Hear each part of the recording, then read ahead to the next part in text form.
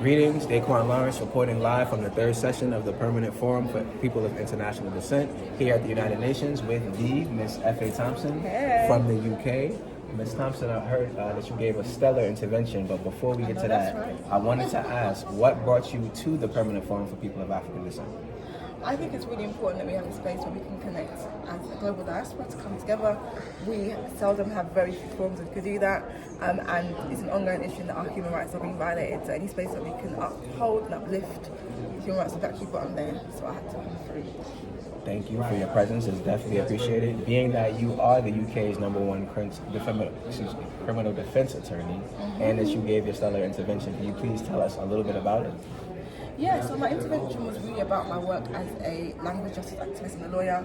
I see a lot of times in my cases the ways in which Black language practices are criminalised wrongly and unfairly, and I don't see it done to any other language.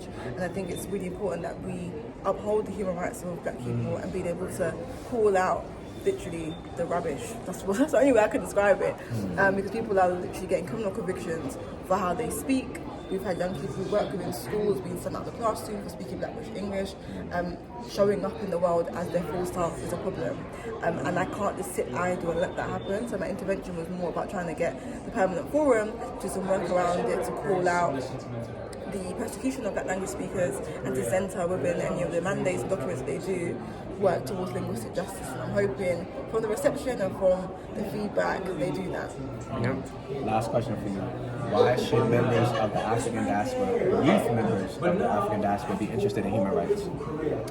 Because human rights is you, like, in terms of the way in which the world works, the court systems, the ways in which we have to account for violations to us as a person through the human rights mechanism.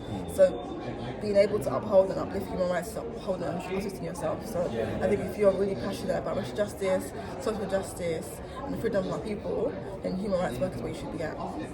Well said. And once again, thank you for all that you do. Thank you for having me here.